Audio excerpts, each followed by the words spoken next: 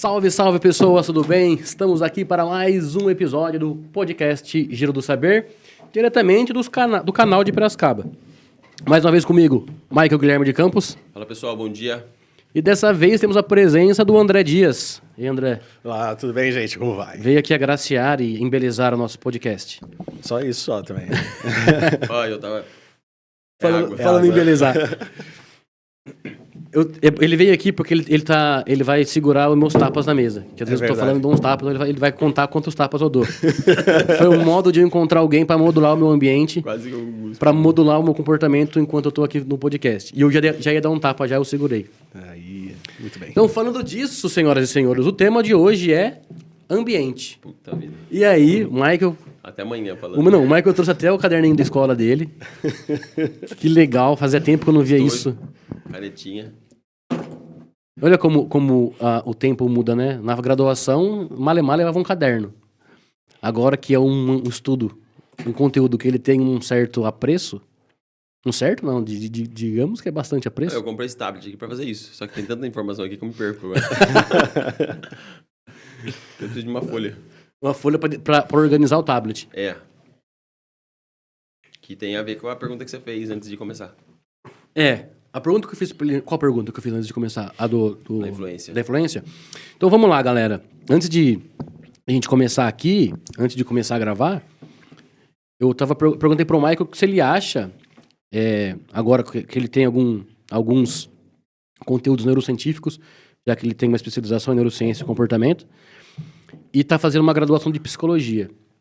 Eu perguntei para ele o que ele achava sobre o ambiente influenciando nas pessoas a terem mais quadros de TDAH. Lembrando, para quem não sabe o que é TDAH, é um transtorno de déficit de atenção e hiperatividade. E aí eu queria saber de você, já que a gente bateu uma bola antes de... Bater uma bola foi bom, hein? Isso aí.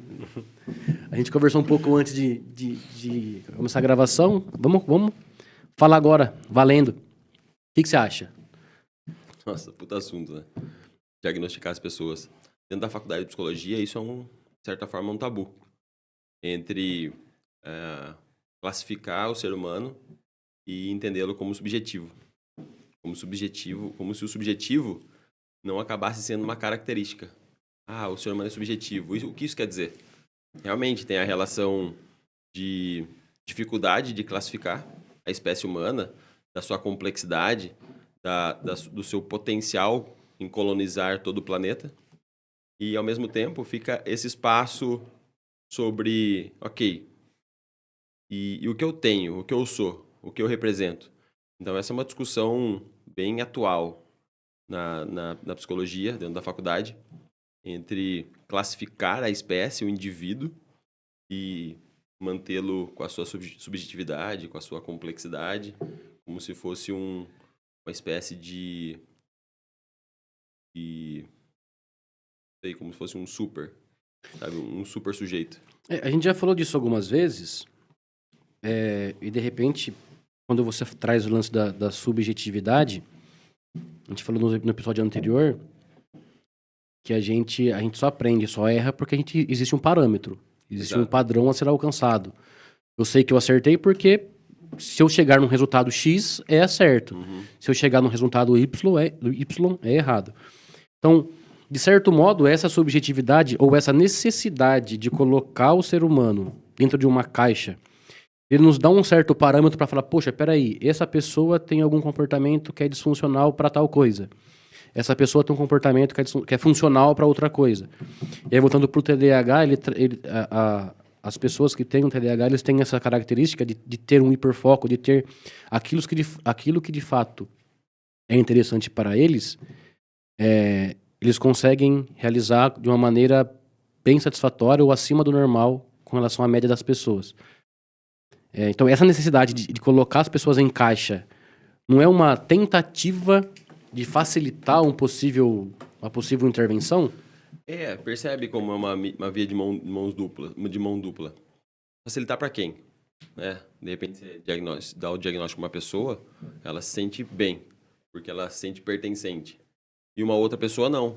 Porque, de repente, ela é reprovada pelo pai, pela mãe, pela família, como se ela tivesse um problema. E principalmente se for uma doença em que necessite de mais cuidado. Mesmo que não seja um cuidado prático naquele momento, mas seja um cuidado histórico. Nossa, então você tem predisposição até Alzheimer. Puxa, eu vou ter que cuidar de você então. De repente você acabou de gerar uma ansiedade na família, porque historicamente o Alzheimer se torna dependente num determinado tempo da vida. E sobre o TDAH nas imagens neurocientíficas, ele apresenta uma defasagem tanto no comportamento do tálamo, que é responsável por manter o foco, e na baixa de dopamina, dependendo da atividade. Então, pela ausência de motivação, a pessoa com TDAH, ela tem múltiplos focos, ela consegue prestar atenção em várias coisas ao mesmo tempo e não tem um foco sustentado num único contexto, dependendo da motivação dela. Porque, em contrapartida, o superfoco também é uma característica de alguns TDAHs. Ele fica super focado naquilo que lhe é muito interessante. Sim. Então, e na psicologia e na psiquiatria, mas eu vou ficar só na psicologia, eles usam muito o termo espectro, porque é muito difícil classificar definitivamente uma coisa. Então, ele é multifatorial. Tem várias questões, porque mesmo o diagnóstico fixo, fechado, ele vai representar o efeito desse comportamento no ambiente. Então, eu tenho, por exemplo, TDAH, mas sou CEO de uma multinacional. Então, o que quer dizer meu TDAH? Talvez seja uma característica peculiar que me torne melhor do que se eu não tivesse. É como se, ele só é CEO porque ele tem TDAH. Um comportamento que seria disfuncional passa a ser essencial para que você consiga transformá-lo em funcional. Um apetrecho. E na real, acessório. Sim, passa a ser funcional de acordo com o que as pessoas... e, de fato, com o resultado que você apresenta. Exato. Né? Eu tenho uma pergunta. Pergunte. Opa. E, gente, esse aqui é o André, a voz dele de locutor de rádio. É o seguinte, hoje se ouve muito mais a respeito do TDAH, do autismo e tudo mais. Vocês acham que a gente ouve mais porque hoje está globalizado, hoje tem internet, a gente consegue escutar muito mais, ou antigamente não tinha tantos casos e foi aumentando a população, foi aumentando algumas coisas, e aí algumas coisas do nosso dia a dia vai remetendo isso daí a se ter, né? Não sei, né? Se ter, né? A se desenvolver o TDAH. Ou era falta de informação antigamente a respeito disso, então não era tão diagnosticado? Bom, eu acho que é uma série de situações. Primeiro que o avanço da medicina de um modo geral, e das neurociências de um modo geral, pode ter contribuído para identificar alguns tipos de comportamento. Quer dizer? Quer entender? Fica à vontade. Às vezes é cobrança, né? Então eu acho que isso daí serviu para ajudar a diagnosticar alguns tipos de comportamento. Então, por exemplo, como o Michael disse agora há pouco, de exames de imagem, de você conseguir olhar para o cérebro e perceber o que está acontecendo no cérebro. E a partir daí, você colocar e criar caixas para falar, ó, esse tipo de comportamento, ele é isso, esse tipo de comportamento é aquilo. Por outro lado, eu também penso que é uma questão cultural. Nós tínhamos não só TDAH, autismo, mas como várias outras crianças, várias outras pessoas com deficiência que ficavam à margem da sociedade. Hoje, por exemplo, como eu e o Michael, a gente passou muito tempo na escola. Principalmente a escola pública, ela recebe muitos alunos, muitas crianças com deficiência, de diversos casos. Porque as pessoas, elas foram buscar o direito delas de serem incluídas, e a inclusão está muito distante, né, de ser o que deveria ser ideal, né? Mesmo considerando algo ideal, algo bem subjetivo no que é ideal. Mas eu penso que são duas situações. Duas situações não, um conjunto de situações. Tanto os diagnósticos começaram a ser ter mais recursos e mais conteúdo para falar se isso é A, B ou C, né? Quanto as pessoas começaram a se expor mais porque estão mais cientes, e aí pode ser devido à comunicação, à informação chegar em mais lugares, dos direitos que elas têm para ser atendidas e ser amparado por políticas públicas a respeito disso. A gente está no DSM-5. E se você for comparar o DSM desde o início até agora, a quantidade de O que é DSM? DSM é o Manual Diagnóstico de Doenças Mentais. Só para os caras anotar lá no caderno. Ele aumentou consideravelmente a quantidade de patologias. Então, me parece que historicamente algumas dessas patologias hoje, elas eram confundidas com outras. Então tem a questão do recurso, de quais eram os recursos antes para descobrir qual era a patologia. Então isso é um avanço da ciência. E nesse avanço da ciência tem esse olhar para o que quer dizer o seu comportamento. Parece que o seu comportamento, que estava na mesma caixinha antes do comportamento B, ele tem características diferentes. E aí essa amplitude de variáveis, me parece que refletiu no DSM, em aumentar a quantidade de caixinhas, consequentemente aumentando as patologias. Então, acho que sim, é um processo histórico, é um processo de evolução no sentido de progresso científico, e ao mesmo tempo, o que parece solucionar o problema, né, de poder classificar as pessoas, em contrapartida gera um problema de agora todos precisam ser classificados, todos têm a necessidade de serem classificados. Então, e olha que intrigante. Então, quando eu era chamado na escola de burro ou não conseguia acompanhar a turma, será que eu tinha uma condição que não era... Um transtorno do neurodesenvolvimento. E outra. Então, eu acho que a gente falou sobre isso fora daqui, como está entrelaçado. Os contextos que você vive, eles são regrados. E essas regras não são democráticas, necessariamente. Então, você é credenciado e avaliado por um desempenho. E quem é que está te avaliando? Qual é a credibilidade que o sujeito tem para te avaliar? Porque ele é o dono da empresa. Ótimo, ele só é dono da empresa por uma questão histórico-cultural. Então, você está sendo avaliado por alguém e talvez, se você plantasse arroz na Ásia, eu não sei exatamente em qual país lá, em que tem uma cultura cooperativa, você não fosse avaliado pelo teu desempenho, porque o teu desempenho ele completa o desempenho do outro. Percebe como o pano de fundo é a cultura? Numa cultura capitalista, em que eu preciso desenvolver capital, talvez exista um dono e exista um empregado. E você está sendo avaliado o tempo todo. Você depende desse trabalho para gerar subsídios, no caso dinheiro, para poder sustentar a si mesmo e a sua família. E dentro desse cenário, você desempenha uma performance. Não só nesse, como na tua casa, quando você é comparado com o teu primo, ou na escola, quando você tira uma nota maior ou menor que alguém. E nessa relação de o que eu consigo e o que eu não consigo fazer, pode ser que a disfunção que você perceba seja tão grande no sentido de te ferir, que a hora que você procura ajuda, essa ajuda pode te levar, de repente, a um psiquiatra, a um psicólogo, e chame a atenção dele e fala, talvez você tenha um problema aqui, e dentro desse problema que eu estou identificando, tem esse conceito. E aí, de novo, alguém vai te conceituar. Você tem TDAH, você tem borderline, você é bipolar. E aí é o tempo todo conferindo o que eu tenho com o comportamento que eu executo no convívio. Se ele não for disfuncional o suficiente para que eu tenha que tomar um medicamento ou procure outras saídas, eu vou tocando. E aí me parece enorme essa questão. Parece que o pano de fundo para que a pessoa seja funcional ou disfuncional é o ambiente que ela está inserida. Então, assim, uma criança... Vou pegar um caso da dislexia, onde existe até um componente genético da criança ter dislexia. Da criança não, vou falar da criança porque na maioria dos casos é percebido isso dentro da escola. Mas se a criança não for cobrada por escrever, se ela estiver num ambiente onde a escrita não é considerada, ela não apresenta um comportamento disfuncional. Exato. Agora, se ela for cobrada por escrever de um modo cultural, histórico, que tem que ser de uma certa forma específica, porque essa forma específica foi um conjunto de acordos para promover a comunicação e entender a escrita como esse meio de comunicação, se ela não for cobrada dessa forma, vida que segue, né?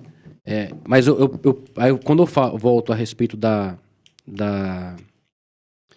de como alguns avanços na medicina na neurociência, na psicologia, eles ajudaram, auxiliaram isso daí. De novo, que nem a dislexia, ela tem, por meio de exames de neuroimagem, percebe-se quais são as áreas do cérebro que tem um certo déficit na criança ou não adulto dislexo, né? E como isso pode ajudar, e sabendo disso, isso que é muito louco, porque assim, e às vezes eu me pego muito nisso, o que adianta falar tudo isso, sendo que não pode não ter uma... Qual que é a prática no dia a dia? O que isso pode me ajudar ou pode ou não ajudar? Então vamos lá, sabendo disso, primeiro, você pode, de certo modo, tirar uma pressão enorme, eu vou falar de novo lá do caso da dislexia, porque o aluno, porque ele é preguiçoso, porque isso, porque aquilo. De repente não é isso. De repente existe existem outros fatores que influenciam para aquele comportamento, né? Então, sabendo disso, dessa situação, você pode alterar o seu comportamento e ajustar isso para que você exerça menos pressão. Quando o Michael fala, de repente você criou um diagnóstico e você aumentou a pressão sobre aquela pessoa. Você causou uma crise de ansiedade naquela pessoa que até então não sabia que tinha esse tipo de diagnóstico. Mas, de repente, você pode pensar nisso ao contrário. Você diminuir esse tipo de cobrança, né? E encontrar meios pedagógicos, aí, de novo, voltar para a escola. Então, olha só que legal. A neurociência ela vai falar o que a criança que tem uma alteração, né? A dislexia é um transtorno de neuroaprendizagem, neurodesenvolvimento. Então, a neurociência vai falar assim, esse lugar, eles não estão conversando como tipicamente deveria conversar. A pedagogia vai encontrar alternativas e intervenções práticas para, tá bom, sabendo disso, o que a gente pode fazer? Então, quer dizer que, se essas partes não se conversam, então, por exemplo, se o aluno dislexo ele tem dificuldade em compreender as letras, em compreender as palavras, desse modo, nesse meio que a gente faz tipicamente, quais são as alternativas que a gente pode fazer? E aí buscar alternativas para minimizar esse comportamento disfuncional em determinado ambiente. Considerando, de novo, que todo o nosso comportamento ele é modulado pelo ambiente que a gente está inserido. Qual que é o tema hoje mesmo? A gente ia falar sobre isso, sei lá, cara. Ambiente. Bolo de cenoura com poucos ingredientes. O tema de hoje é ambiente. Então, acho que vale a pena, pelo menos para mim, deixar claro assim, dependendo da vertente que você segue... Dependendo? Da vertente. Tá. Da vertente que você segue, tem conceitos próprios. Uhum. Né? Conceitos próprios. Por exemplo, a gente fala de cérebro, porque estamos falando da perspectiva da neurociência. Talvez, se... Rapidinho, e outra, a gente só fala cérebro, porque culturalmente é mais... Quando eu falo cérebro, você entende que é tudo que eu tenho dentro da minha cabeça. Mas se a gente for pensar no nome correto... É o CIDS.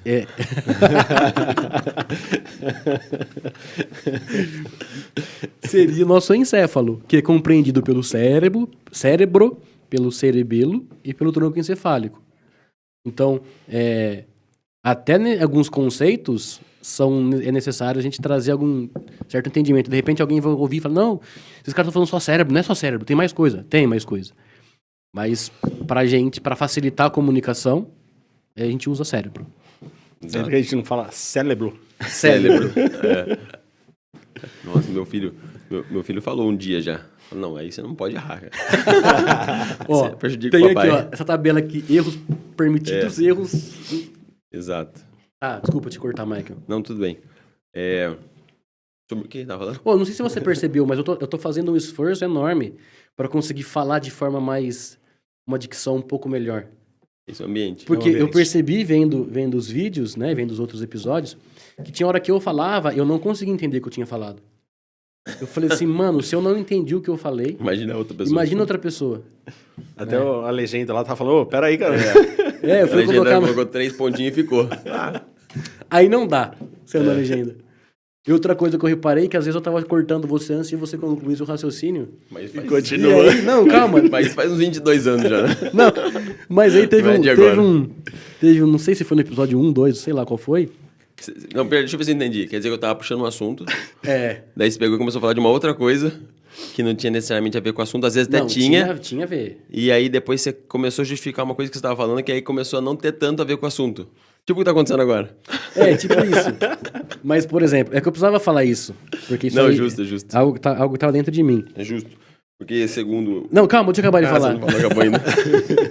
E aí, você tava no, você vinha, de novo. Gente, vocês não estão ligados à força que eu preciso fazer pra conseguir falar devagar. Meu Deus do céu. Vamos lá. Então você estava no raciocínio até que legal. Até que legal foi meio. Você estava no raciocínio. Das merdas que você fala, essa não era tão grande. Dessa baboseira que você fala, esse é até Então, que legal. você estava num raciocínio bem interessante. É. E aí eu achei que era pertinente trazer um ponto de vista sobre o seu Um raciocínio. insight. E aí, você continuou no ponto de vista que eu trouxe. E aquela ideia que você tinha falado, Ficou. o parênteses está aberto. Tá. Então o que a gente vai fazer no próximo podcast? Eu vou retomar aquele lá, Tudo que ficou nos tudo outros. que ficou no outro, e a gente vai fazer, vamos lá, vamos fazer por tempo. Aham. Continue essa frase. Vai, você estava falando do seu Escutou filho essa folha, pra anotar. do cérebro. Não, antes do cérebro. Do cérebro. É, do ambiente. Do termo. Então, por exemplo, a gente está aqui falando de cérebro. Então, tem uns termos específicos que dão a entender mais ou menos o teor da conversa.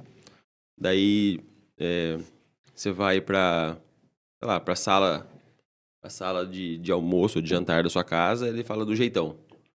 Esse é o jeitão dele. Então, eu quero chamar a atenção para que cada contexto tem termos específicos que querem dizer muito mais do que só a palavra. Quando a gente chama de ambiente. Tudo é ambiente.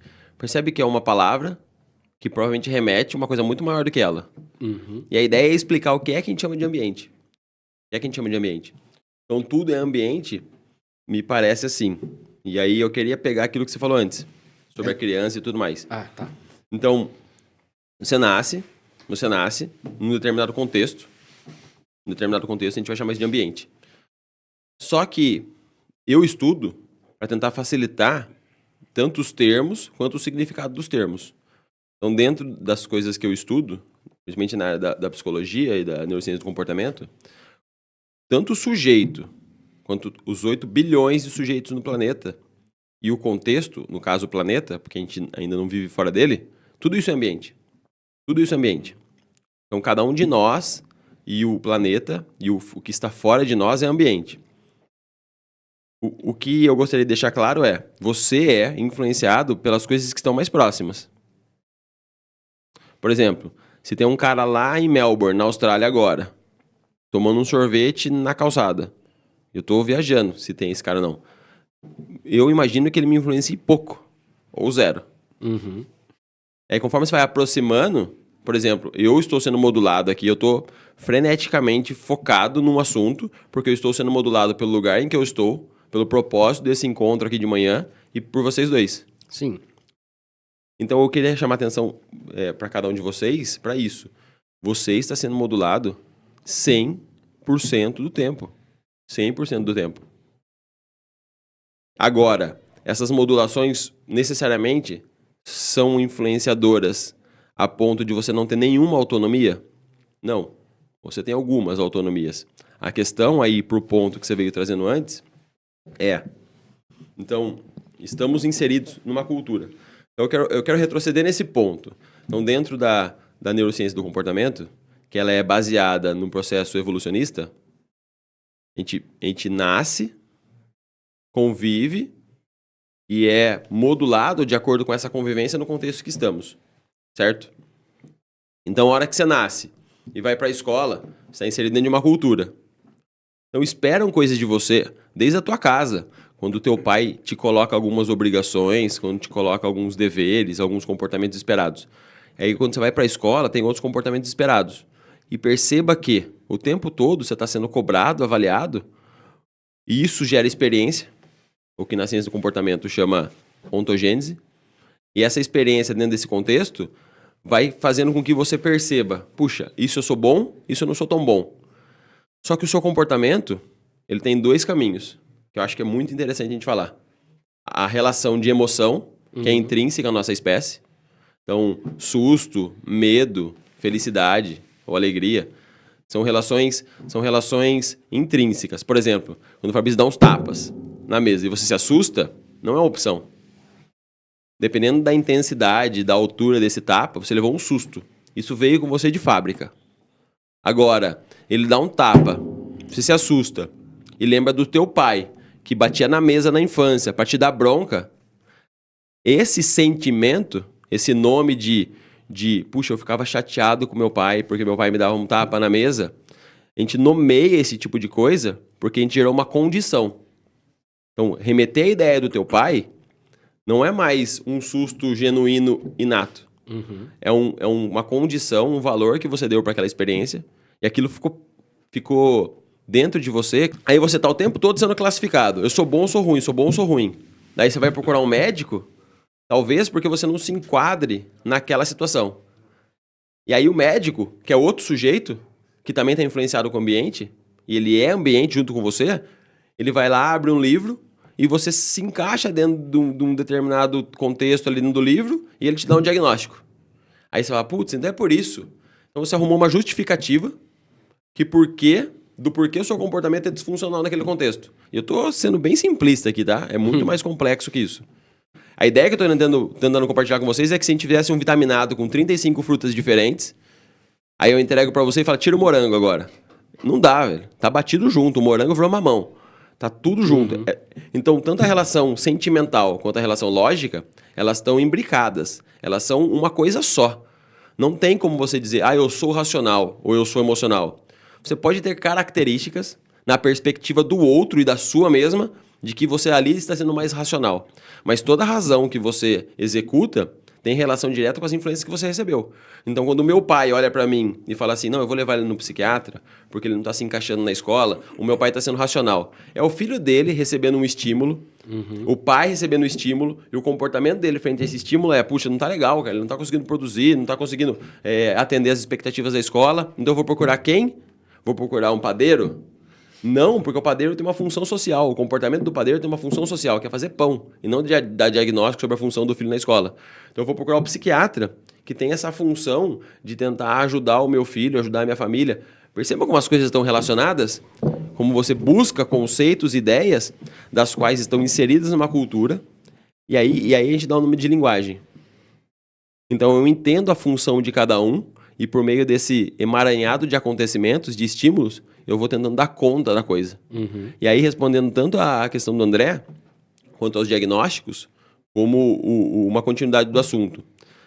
Talvez, eu não tenho certeza. Tanta relação de afeto de pais e filhos há 100 anos atrás era diferente da relação de afeto hoje. Esse é um ponto. O segundo, eu estou aqui de frente para uma tela que me dá quase todas as questões, todas as respostas das perguntas que eu faço. Então, tem as redes sociais hoje, que englobam todas as pessoas do planeta. Então, talvez o cara da Austrália que não me influenciava, talvez influencie se ele aparecer no meu TikTok agora. Sim. Daí eu falo, olha o jeito que ele tá vestido, que legal, saca? Então, como o ambiente que antes talvez fosse a sua rua, o seu bairro, a sua cidade, hoje pode ser o planeta todo. Então, eu tô recebendo uma pancada de estímulos, O que às vezes é visto na neurociência como incompatibilidade evolutiva. Então, talvez, e olha que intrigante, essa pancada de estímulos, eu quero amarrar todas as coisas que me parece bem funcional. Por isso que eu corto ele. Vocês perceberam, né, gente? Porque eu corto ele. Mas, eu não quero perder o raciocínio. Talvez esse moleque que não está sendo funcional na escola é um moleque que baixou o aplicativo do TikTok na casa dele e aquilo é tão compenetrante, você fica tão viciado na coisa, que ele está muito mais atento no TikTok, no cara da Austrália, porque o cara da Austrália criou um canal e tem inúmeros vídeos dele, fica assistindo o cara no YouTube que não dá tempo de estudar. E esse estímulo de conteúdo rápido está fazendo com que o cérebro dele se habitue a ficar mais contente com informações curtas e rápidas do que a escola, que é maçante. Daí ele começa a produzir um comportamento na escola, segundo o estímulo escola, em que é disfuncional, porque a escola está avaliando ele. Aí o pai dele recebe esse estímulo, meu filho não está bem. Aí ele responde com o comportamento do psiquiatra, porque outra vez que ele já foi no psiquiatra, ele já foi fortalecido. Ele já teve quando eu levei minha mãe uma vez no psiquiatra, foi super bom, ele leva no mesmo. Percebe? Como as coisas estão relacionadas? Sim. Então, mas eu acho que é muito... Opa, tapa na mesa, hein? Olha lá. Tapa na mesa. Tapa na mesa é tipo ponto. Quando for vírgula... Ponto e vírgula é aqui, ó. Então, faz total sentido o que você falou, Michael. Mas, por exemplo, eu vou voltar na dislexia. Porque existe um local no cérebro que é responsável por você identificar as palavras. Que o Derrane chamou Derrane, foi o estudioso, neurocientista, o cara que identificou essa que ele chama de caixa de palavras, né?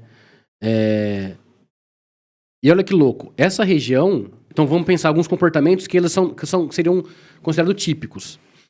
A criança começar a escrever espelhado é típico, é algo esperado de uma criança que está começando a escrever. Por que é normal? Porque vamos lá, a gente falou no episódio sobre aprendizagem, adoro essa palavra, que o nosso cérebro,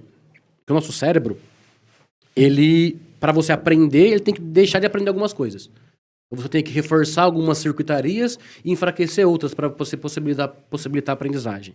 E se der tempo, vou até falar do estudo sobre os taxistas de Londres, que eles tinham que decorar o mapa de Londres, e aqueles que conseguiam decorar, e a maioria deles que passou no teste para se tornar taxista, eles tiveram um aumento de uma região do hipocampo que era responsável por guardar essas informações. Uhum. Em contrapartida, para outras informações, eles tiveram uma diminuição de uma certa região do hipocampo. Enfim. Então, essa criança, esse local específico de onde o Derrane, deve ser Derrane, porque ele é francês. Ele falou 3 vezes o nome do cara já. Eles são irmãos, será? O Derrane. Esse local específico, que ele chama de caixa de palavras... Vamos chamar de D. Vamos chamar do D, o Derran. Esse local específico, que é o que ele chama de caixa das palavras, antes da criança, eu tô falando de criança, ou qualquer leitor novo, começar a tentar escrever, essa região específica, ela meio que comandava a identificação de faces e objetos. Uhum. Então, por exemplo, se eu olho para sua face, se ela está espelhada, eu consigo identificar que ela é sua face, mesmo ela espelhada. Então, a criança, quem vai começar a escrever, ele não consegue perceber que o E, por exemplo, está espelhado. Porque para ele, tanto faz. Porque o cérebro está ainda ajustando entre... Peraí, essa área que até então era responsável por identificar a face, e tanto faz se a face está espelhada ou não, eu consigo identificá-la, começou a ser responsável por produzir palavras.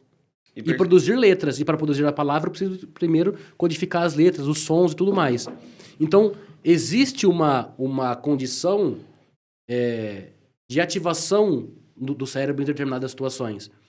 E aí, voltando ao que o André falou, a pergunta do André, só é possível perceber que existe essa condição por conta da ressonância magnética, que olha lá para a criança e percebe que tais áreas do cérebro estão mais ou menos ativadas quando ela está escrevendo, né? E olha que louco, essa caixa de palavras, toda vez que a gente escreve, ela é ativada. Essa região do cérebro é ativada.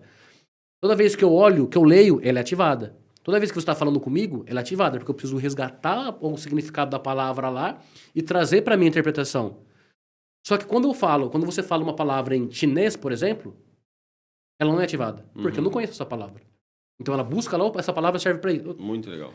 Manja, então, em alguns pontos, eu acho que a evolução da ciência nos ajuda a olhar para aquele ponto, aquele comportamento e falar assim, peraí, pode ser que se eu colocar essa pessoa nessa caixa para esse tipo de comportamento específico, porque a gente está falando de um comportamento de um ser humano que tem muitas coisas, muitos comportamentos durante o dia, né? Então, para esse tipo de comportamento, pode ser que ajude eu saber disso, né? E para os outros, aí vamos procurar outra pessoa. De repente, eu preciso procurar um fisioterapeuta, um educador físico, sei lá, um padre, um pastor, sei lá, para resolver algum problema. Ou até ninguém. Ou até deixar que ele se desenvolva sozinho. Ou não, por exemplo, eu acho muito legal isso. Nossa, achei muito legal. Então, vamos lá. Então, vamos trazer para tudo isso aqui, ó. Então, olha que intrigante, cara. Então, você só tem um filho porque você nasceu porventura de pai e mãe, ou só o pai te criou, sua mãe. Então, você tem uma história de vida. Só que essa história influenciou no teu comportamento. Então, você recebeu uma herança genética do teu pai e da tua mãe, e você veio com predisposições. Talvez ao estresse, a ser mais sensível ao estresse, ou ter uma facilidade motora. Então, tem predisposições. Isso é bem nebuloso, assim, na neurociência. É difícil carimbar. Ah, esse sujeito faz isso porque o pai fazia. Uhum. Então, tem a relação epigenética, da herança genética, da mudança genética, principalmente na gestação. Né? As influências que a mãe recebe, ela compartilha com o seu filho e deixa ele mais sensível a alguns determinados estímulos. E se o ambiente, depois que ele nascer, estimular ele vai gerar uma resposta de acordo com essa predisposição. Beleza. Então, esse cara nasceu e fez lá a vida dele, conheceu uma mulher, casou e teve essa criança aí. Eu quero chegar nele. Ele foi pra escola e esse menino escrevia espelhado. Uhum. E qual é o problema de escrever espelhado? Há um tempo atrás, a espécie humana não escrevia. Nada. Zero. Calma, ele escrevia espelhado, mas escrever espelhado faz parte do processo de letramento, de começar a escrever. Então, ele só escreve espelhado porque existe a escrita. Sim. Porque se ele tivesse nascido numa época em que ninguém escrevia nada, ele não ia escrever espelhado. Não, talvez talvez daqui a um tempo não vai ter mais quem escreve espelhado. Ó, legal. Porque ninguém vai isso. escrever. Ele vai A galera vai apertar o botão. Ele vai digitar. Vai apertar. Botão não, né? Vai apertar a tela de um aparelho. Ele vai digitar, exato. Mas eu quero chamar a atenção para esse contexto. Então, ele nasceu num contexto em que se escrevia e ele escrevia espelhado. E esse escrever espelhado me parece que é um comportamento respondente. É como se não fosse o sujeito que estivesse no controle. Sim. O cérebro dele está recebendo uma informação, então o estímulo, ele está devolvendo um comportamento e vai lá e escreve espelhado. Daí a professora chega para ele e fala, viu, tá errado. Ele recebeu uma punição. Uhum. Ele só vai entender o que é certo e errado se ele estiver nesse contexto. Porque você tem uma filha pequenininha. Né? Como ela chama? Luísa. Luísa. Um beijo, Luísa.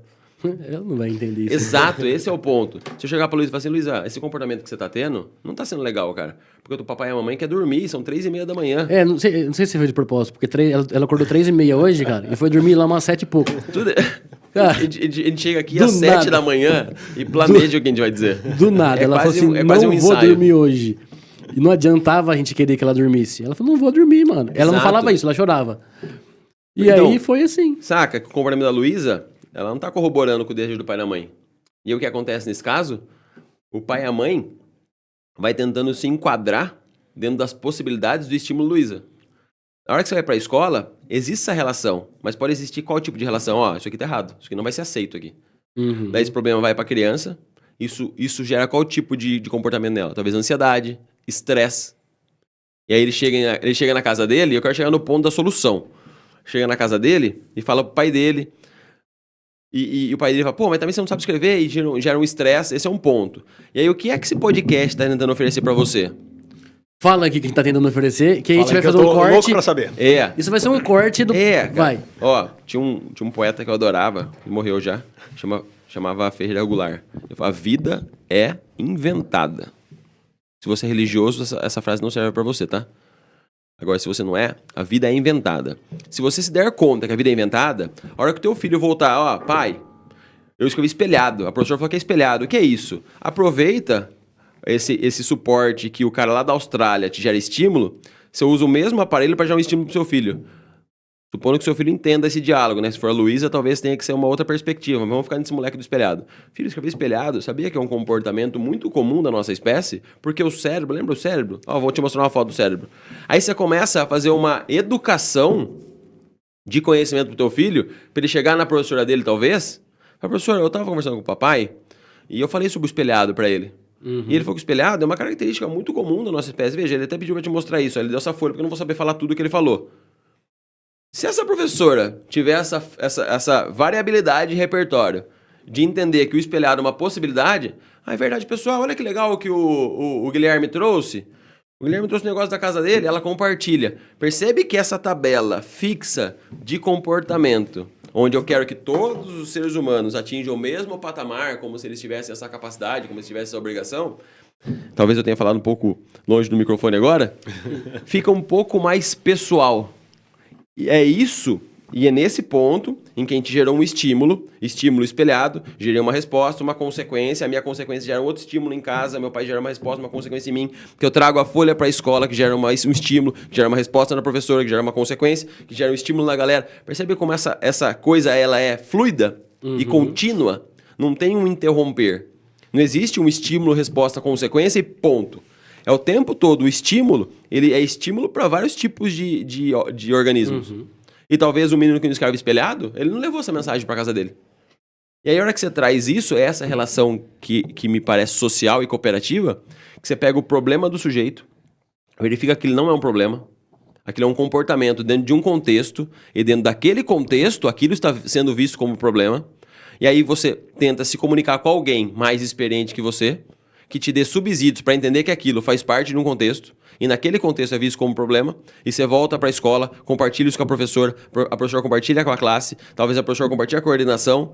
Você acabou de criar uma ramificação de conhecimento. Você criou uma rede sofisticadíssima de apoio, pedagógica, neurocientífica fodida. Percebe que esse moleque tava indo para casa ansioso, Mas e aí eu quero chegar no ponto dele.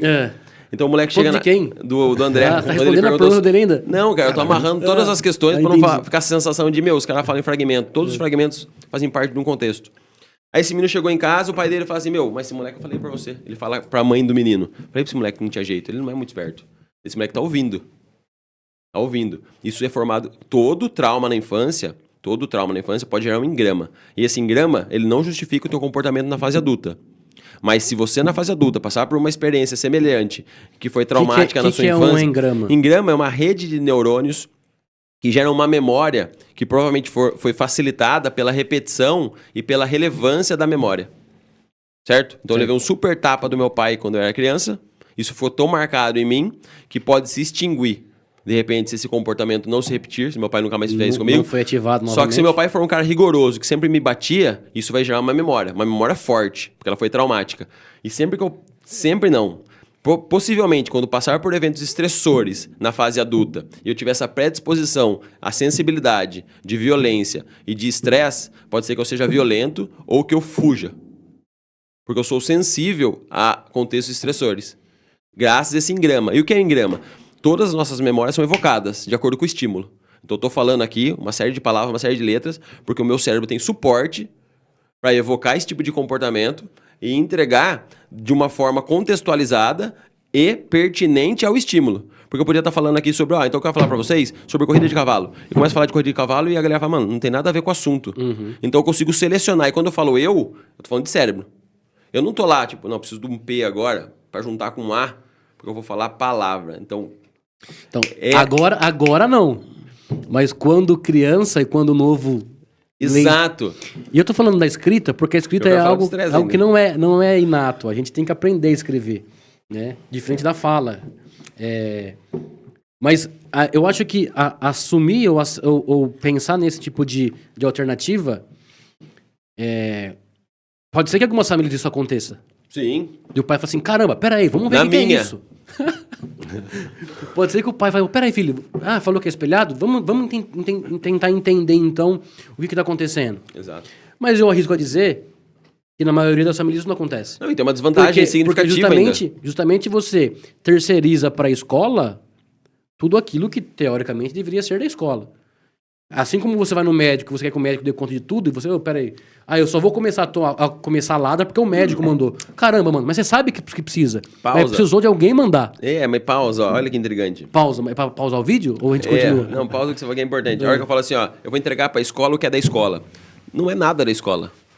Então, mas aí uma construção social. Uma construção social. Mas a escola e a família tem que estar ciente do que é de cada um. Porque senão fica assim, não, isso aqui é da escola. Aí a escola fala, mas educação vem de casa. Então, mas partindo do pressuposto que tá claro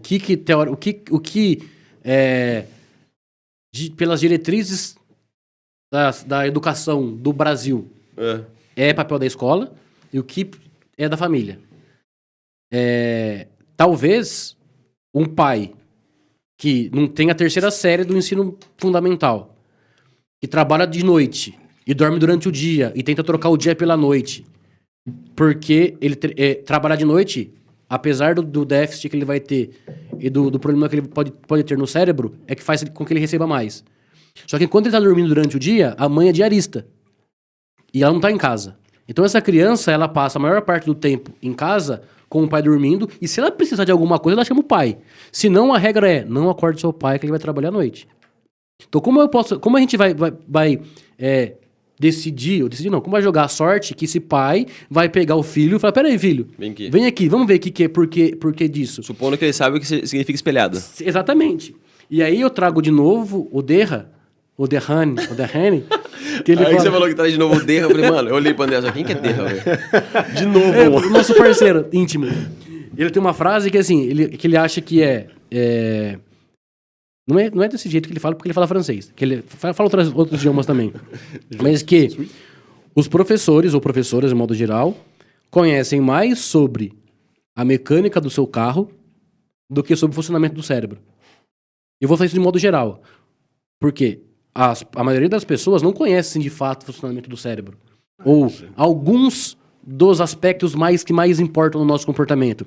Só que o grande lance, e é uma coisa que a gente falou há pouco, é que os caras que estão tomando conta dessa paradinha aqui, ó, muitos deles manjam do que tá acontecendo. Exato. Então, muitos deles, eles estão brigando a cada momento para tomar a nossa atenção. Então, nós temos várias redes sociais que estão brigando a cada segundo para manter cada vez mais a nossa atenção. Uma das redes sociais dizem que o algoritmo entrega mais seu conteúdo se você consegue manter mais essa pessoa tipo, a maior tempo a atenção dela no seu conteúdo. Então, se eu conseguir fazer com que ela ficasse 8 segundos, o algoritmo entende que é conteúdo relevante para aquela pessoa. Ah, ficou 1 segundo? Ah, não é relevante. Ou esse conteúdo não é relevante para a rede de um modo geral.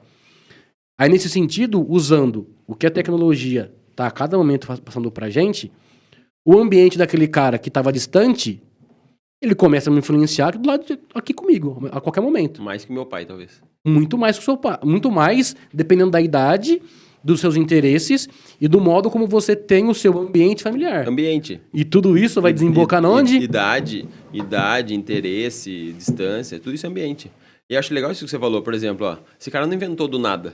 Percebe que o comportamento operante, ele tem uma função. Então, a minha ação tem uma função. E aí a gente tá no... cara que não inventou do nada? O cara que inventou a informação. O TikTok. E aí, você tá lá no relacionamento, alguém foi lá e inventou um carro enquanto todo mundo andava de cavalo. Uhum. Eu tava tendo essa conversa com o André antes, que eu falei que eu sou um ótimo contador de grama. Só que isso não é importante, então eu sou só esquisito. Agora, o cara inventou um carro. Se isso não fosse importante, ele ia ser só esquisito. Pô, mas você gastou esse tempo pra construir esse trambolho? Uhum. Aí o carro é importante, comprou carro pra caramba, esse cara ficou milionário, porque ele trocava a ideia dele por dinheiro, porque ele vivia numa cultura em que se trocava coisas por dinheiro. E aí hoje propagou a informação, e alguém, não são todos, teve a ideia de falar assim, pô, eu vou montar um negócio que você fala, é tipo telefone, só que sem fio. Aí você fala, a pessoa ouve lá do outro lado, e você consegue levar ele junto com você, ao invés de deixar o telefone na sua casa. E talvez tenha gente que fale assim, nossa, nada a ver isso aí, cara. Vai perder totalmente aquela coisa do atender em casa e não sei o quê. Daí o cara inventou o telefone, vendeu pra caramba, porque a sua opinião em si, ela tem um certo valor. Só que ela faz parte de um ruído muito maior do contexto que você vive, ou seja, do ambiente. Aí o sujeito inventa isso, um outro sujeito aproveita essa invenção e inventa uma rede social, em que você consegue fazer amigos, não necessariamente físicos. O que isso há anos atrás era impossível. Sim. E percebe que esses comportamentos isoladamente, você olha e fala assim, caraca, olha que legal, mas isso não está isolado. É isso que eu estou dizendo para vocês. Não existe comportamento sem estímulo. Não existe. E o comportamento que está sendo estimulado não é um estímulo tão simples quanto um tapa na mesa, ou me assustei com o som. Tem comportamentos que estão emaranhados numa porrada de estímulos. Uma porrada. Então eu me visto, eu falo, eu tô aqui olhando pro celular, tentando completar um raciocínio, falei do meu filho, tô preocupado com você em casa, ver se o que eu tô querendo dizer tá fazendo sentido pra você, se o que eu tô querendo dizer faz o sentido pra você a ponto de você querer me assistir de novo, porque eu tô querendo produzir conteúdo, produzir capital pra conseguir ganhar dinheiro com isso, pra manter o meu sustento da minha família. Tô sendo estimulado pela minha cultura, pelo meu ambiente e por uma série de estímulos. E por que eu faço isso? Porque eu sei que se eu conseguir produzir algo interessante e ser recompensado no final, é proporcional às experiências anteriores que eu tive. Então, consequências as quais eu já passei. E uma recompensa projetada, né? Exato. Perceba que... Projetada, e aí eu acho que entra no artigo que você falou. Tô empolgadaço. Naquele artigo que você me mandou ontem. Tô percebendo. Puta que pariu. Cara, acho que eu nunca vi tão empolgado assim. Vai falando aí que eu vou fazer uma flexão aqui. Peraí. Acho que isso daí que você falou da recompensa, de se você conseguir produzir esse conteúdo, não devia ter usado você vai ter uma mulher. Ter uma recompensa. Olha só. Você é modulado por uma recompensa de outra pessoa, de pessoas que você conhece, que você já viu, que você segue, que você acompanha no YouTube ou sei lá, qualquer outra rede. E você colocando isso como uma possível recompensa pra você, te estimula e te motiva a fazer o que você tá fazendo hoje. E o me motiva é legal, porque não é que me motiva. Quem é que se motiva no final das contas? O meu cérebro, recebe informação do ambiente externo, processa essa informação e é ele que dá conta de dopamina. É ele que dá conta de reconhecer isso como uma futura recompensa. E olha que intrigante, acho que esse ponto é o máximo, cara. Perceba que essa relação que eu falo do meu cérebro é como se o cérebro estivesse falando dele mesmo. Só que o cérebro não tá sozinho nessa, ele faz parte do organismo. Então, a hora que eu entrego pra ele assim, ó, vai rolar um podcast. Ele vai lá no banco de dados da memória e fala assim, podcast. O que isso significa? Isso significa oportunidade de você se comunicar por uma série de pessoas em que essas pessoas talvez gostem do seu conteúdo e te deem algum tipo de recompensa em troca. Daí ele faz o quê? Dopamina. Então, a área tegmentar ventral libera a dopamina, que é captada no núcleo accumbente. Esse núcleo accumbente gera essa sensação de dopamina, que é lançado lá no córtex pré-frontal. Ele fala assim, esse tipo de atividade vale a pena, porque isso quer dizer A, B e C. Essa análise complexa está acontecendo sem a minha percepção. E sem a sua percepção e sem você nunca ter vivenciado o sucesso no podcast. Exatamente. Sem eu nunca ter vivenciado o sucesso no podcast. Então, assim, você passa por tudo isso sem nunca ter passado por essa experiência. Exatamente. Ou seja, a experiência de outra pessoa, a experiência social ou a influência social exerce um poder de modular o seu comportamento. Primeiro que você não controla esse tipo de... Não. A partir do momento que é ativado, você não controla isso, né? E ao mesmo tempo você tem o aprendizado por meio de outra pessoa. Sim. Que é o artigo que você mandou pra mim, de perceber que nosso cérebro, o aprendizado que eu tenho com as minhas experiências, ele é de certa forma codificado em uma área do cérebro. O aprendizado que eu tenho, que é observando outras pessoas, ele é codificado em uma outra área do cérebro. Mas pro comportamento, eles têm algumas ligações, acontece alguma relação entre essas áreas para justamente fazer com que a experiência de outra pessoa faça sentido para mim. Sim. Mesmo que eu nunca tenha passado por isso. Exato. Caramba, vocês falando assim, tava me lembrando histórias, né? Histórias da minha vida, cara. Tem muitas histórias. Mentira. Cara, vamos lá, vou puxar da minha infância. Quando eu tava na 4ª série, a professora chegou numa reunião. Olha só que legal, cara. Ele lembrou de uma história da 4ª série. Faz, sei lá, 30 anos isso. Pra mais. Então, quantas memórias você tem? Quantas memórias você tem da 4ª série? Poucas. E por que são poucas? E por que elas ficaram? Porque por algum motivo elas foram significativas. E pode ser que ele passe a vida inteira dele sem lembrar disso, ou tenha lembrado pouquíssimas vezes dessa história. Só que, modulado por um gatilho que o Michael acabou de falar disso daí, ele falou, caramba... Bate na mesa. Então, aquela história surgiu. Mas vai saber voltou. se fui eu, né? Se não, olha que intrigante. Não, O Fabrício respondeu, respondi, e ele teve. Vai saber em que momento da foi, coisa que foi, puta. E aí quem é que falou assim, ô André, fala isso, velho. Fala isso aí. O ponto. O Igor. Eu mesmo, pessoal, nunca fiz neurociência na minha vida. Eu não faço ideia do que eu tô falando aqui, ó. As informações vão surgindo aqui no tablet, eu vou lendo. É o teleprompter aqui, na verdade. Então, na 4ª série, reunião de pais e filhos lá, né? Pais e mestres, sei lá. Uhum. Aí a dona Geralda, minha professora, chega pra minha mãe e fala assim, seu filho passa da 4ª, mas da 5ª série ele não passa. Puta acertou. Que pariu, Cara, mas até hoje eu não... naquele momento eu não tive um porquê dessa coisa. Por quê? Porque eu sou burro? Parecia que eu era profecia. Burro. Será que eu era burro? Não sei, cara, até hoje, assim. Beleza, sei que eu passei direto. A 5ª série eu passei direto, 6ª também. Não repeti nenhum ano. Ok. Aí a minha filha, mais cedo do que eu, com a idade mais cedo do que eu tinha na 4ª série, eu não lembro se foi por volta da segunda série dela lá, a professora falou, a sua filha não tá conseguindo acompanhar a galera, não tá conseguindo acompanhar a turma. E ela português estava horrível, matemática ela não tava conseguindo acompanhar e tal. E aí eu comecei a ficar preocupado. E aí o que o meu ambiente tinha a ver, né? Eu tinha um professor do meu lado, né? O Fabrício trabalhava comigo, a gente estudava junto na época da pós. Então tinha ali o Fabrício do meu lado, que tinha um conhecimento de educação infantil e tudo mais. Tinha a Graça, que era pedagoga, tudo mais. Até cheguei para conversar com ela, nossa, o que pode ser isso e aquilo tal, né? Preciso saber, né, o que tá acontecendo.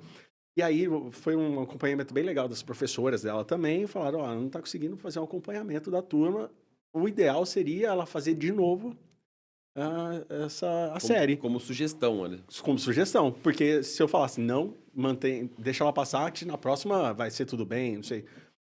Aí eu sentei com a mãe dela, falei, bom, se a professora está falando, e a gente está vendo que não está tendo esse desenvolvimento, vamos fazer ela fazer de novo, né? Uhum. Cara, ela fez de novo, passou, não sei, 1 ou 2 anos, começou a participar de Olimpíadas de Matemática, começou a participar, participou da redação do EPTV, foi conhecer a EPTV e tudo mais. É verdade, velho. Cara, não, arrepia mesmo. E tudo foi ali por causa do ambiente que eu estava inserido precisamos saber, averiguar o que está acontecendo. Calma, peraí, olha que louco, quanto? Não. Peraí. Saquem as suas armas. Quem vai falar? Ó, e que legal. Puta que pariu, velho. Peraí, deixa eu me organizar. Não, fala, mano. Não, eu vou falar. Fala. Ó, então beleza, professor. A gente vai ter que começar a fazer o jogo de improviso agora. A palavra, esse agora é papo de pastor, né? A palavra... Não. A palavra tem um significado, certo? E a relação, notei aqui, ó, a racionalidade e a emocionalidade, elas não são separadas. Não são. Então a emoção é inata e o sentimento é nomeado. Me sinto muito chateado quando batem no meu carro. É um evento condicionado em que me gera esse estímulo e meu comportamento tô muito chateado. Beleza, voltando onde eu quero. A professora chegou pra mim e falou, viu, olha o que a gente acha. Olha o cuidado dela, supondo que tenha sido assim. A sugestão é que o seu filho ou sua filha faça de novo. Percebe que em nenhum momento o estímulo que a professora gerou foi do tipo assim, viu, sua filha, não, ela é bem burrinha. Não dá. Sua filha... Aí, de repente, falar pra filha dele que... Não precisa ser burro, vai. Sua filha não vai conseguir passar de ano, cara. Ela não consegue acompanhar. Dependendo da entonação e das palavras que a professora use, compromete, ou seja, corrobora com a resposta dele, que poderia ser diferente, porque emoção e razão não são separados. Aí ele fica assim, não, o que essa professora acha que ela é? Minha filha vai passar. De repente, ele nem tá pensando mais na filha dele. É uma questão de estou sendo atacado. E esse estou sendo atacado... Preciso devolver esse estímulo. Mas ele é infantil. Cara, todo sentimento que manifesta como resposta, ele não tá sob o seu controle. Ele tem relação na tua história de acontecimentos, de contingências. Então, de repente, você ficou muito eufórico, não tá no seu controle. É um comportamento respondente, ele é autônomo. O que é possível? Passou isso, o cortisol diminui, você se dá conta de que fez meleca, num próximo evento você pode fazer o quê? Porra, velho, não foi legal o que eu fiz. E se na próxima que eu receber, você começa a estudar a experiência que você teve, aí você muda o seu comportamento. Aí a professora começa a falar com você, você lembra daquilo, lembra. Professora. Então, a ideia do podcast, eu vou ficar nessa sua história ainda, você consegue expandir a tua variabilidade de repertório a ponto de analisar ela. Mas precisa de esforço, você precisa desse olhar calmo. Porque se só deixar rolar, você vai continuar reproduzindo o comportamento, só deixar rolar. Aí a professora falou de forma calma com ele se sentiu acolhido. Eu tô preenchendo a minha interpretação. E ele repetiu a filha dele de ano. E o resultado desse comportamento foi sucesso. Saca, galera? Puta que pariu, cara. E é muito louco assim. Minha cabeça tá assim, ó. Essas duas agentes que promoveram o comportamento nele, que é a dona Geralda, a professora dele, e a professora da Emily, que promoveu um outro tipo de comportamento nele. Talvez a professora da Emily, ela tenha tido uma conversa mais agradável, mais empática, no sentido de, pô, peraí, como eu vou dar essa notícia pra esse pai? E a dona Geralda não, chegou e deu no meio da sua mãe e falou, ele vai burro pra cacete e não vai passar. E tava errada, porque você passou. Que ia passar. Bom, o grande lance que eu fico pensando, qual o ambiente que a dona Geralda estava inserida pra repetir aquele tipo de comportamento, porque se a gente for voltar no tempo, pelo menos as histórias que eu ouço de professor, era de reguada no braço e joelhar no milho. E ela estava dentro desse contexto. E ela especificamente, então, as experiências dela? Tipo, o que naquele dia aconteceu com ela... que a minha turma fez com ela, né? Então, tipo, olha como o ambiente... Será que o André era a causa ou ele estava correlacionado? Gatilhos que o ambiente exerceu sobre a dona Geralda podem ter gerado esse tipo de comportamento dela. Ou não, era assim e, tipo, isso era desse jeito, pronto, acabou. Mas trazendo hipóteses. Tinha coisas. Sim, mas trazendo hipóteses pro que pode ter acontecido no ambiente. Tá, essa outra professora, de repente a dona Geralda, ela nem fez uma faculdade de pedagogia que traz um aparato muito mais pedagógico, muito mais didático, de muito mais conteúdo para lidar com essas situações. De repente, a dona Geralda, ela só foi, de repente, sei lá, fez um magistério, que é outro tipo de formação, beleza. A professora da Emily, no momento mais atual, 35 anos depois, não menos, né, porque já faz tempo isso. Depois jogar matemática não é A matemática dele não é forte, não. Peguei 21 anos ainda. Não. Errou sua idade, fez uma coisa só aqui, ó. Agora, É que ele falou que fazia mais tempo. O pai tá com 173 anos e a Emily tem 204, tá ligado? Tempos depois, essa professora da Emily, que também estava envolvida em um ambiente bastante diferente da dona Geralda, conseguiu promover teve um tipo de comportamento diferente, que gerou um comportamento diferente no André, que gerou um comportamento na mãe dela, na mãe da Emily, que gerou uma reação, no final das contas, quem que era o alvo de toda essa conversa? A Emily. Que por meio da decisão do pai, da mãe e da professora, foi decidido, então você vai ficar mais um ano no segundo ano, ou no terceiro, não lembro que eu não era. Olha que louco, como os diversos ambientes, e aí quando você fala tudo é ambiente, cara, porque a pessoa que teve a dona Geralda, que teve um comportamento XYZ causado por um determinado ambiente, causou um comportamento no pote, e aí, no André. E aí eu acho assim que a ausência dessa perspectiva científica, né, da ciência do comportamento, fica aquela questão assim, o efeito borboleta. Sabe essa coisa do bateu a asa lá na ponta da praia? Não, calma. É esse nome, mas não desse jeito, porque senão fica simplista e fica uma coisa do tipo, nossa, olha o cosmos. Não é cosmos, cara. Não é cosmos. É estímulo, comportamento e consequência. Sim. A questão é que não é simples assim. Então, assim, a dona Geralda, de repente, tô viajando. Porque para a dona Geralda assumir aquele comportamento, ela tinha uma série de memórias que foram formadas por uma série de comportamentos anteriores, por uma série de influências anteriores, que fez com que naquele momento aquele comportamento fosse tomado. Ou seja, se você no trânsito, você é o cara que fecha, você xinga o cara, foi o que o Michael falou. Se você é uma pessoa que tem uma predisposição a se estressar, a ter um comportamento agressivo, em situações de estresse, a chance de você responder de modo agressivo é maior do que se você não tivesse. Probabilidade. Então, é a questão de probabilidade. Não está, como o Michael disse, não está condicionada a isso. Mas as chances aumentam. Sim. Ai. Mas a gente tem que tomar cuidado com essa coisa do ambiente, né? Porque, vamos voltar ao lance Agora ele vai trazer uma informação que ele lembrou agora, que coloca por terra toda a nossa conversa. Vem do TTH que eu fiz a pergunta, né, a respeito disso daí. Tá, aqui, eu não sei, cara, há quantos anos atrás que eu escutei a respeito disso. Não faz muito tempo. E eu escutei e não tenho uma formação. Eu não tenho informação suficiente para falar a respeito disso, da TTH e tudo mais. Mas o que eu vejo hoje é muitas coisas simples, que você falou, tem coisas chegando simples, que passam hoje no TikTok. Reduzem o comportamento àquilo ali. Hoje eu vejo aqui no Rios, no TikTok, fala, TDAH, você tem esses 5 sintomas, viram 5 sintomas. Exato. Banal. Tinha 5 dicas. Tinha 5 dicas pro sucesso? Agora você tem 5 dicas pra DH. Vou esperar o André terminar, porque nossa, eu tenho Então, que hoje, eu não sei, o ambiente ficou tão mais de fácil acesso, né? Não o ambiente, né? As informações ficou mais por causa do ambiente, que hoje eu tô aqui, no meu ambiente aqui, tem vários aparelhos inteligentes. Não, e a gente arrisca dizer que a hora que a gente abrir o celular aqui, vai ter um monte de coisa, TDAH. Isso. Não, eu acho intrigante esse negócio, cara. É fácil acesso? É difícil saber se é fácil acesso. Rapidão, Igor, a hora que tiver no tempo aí, quanto tempo faz? 2 horas já? A gente nem falou do que o Michael queria falar ainda. O que eu queria falar? Ambiente. Ô, louco, eu tô falando de da hora que cheguei.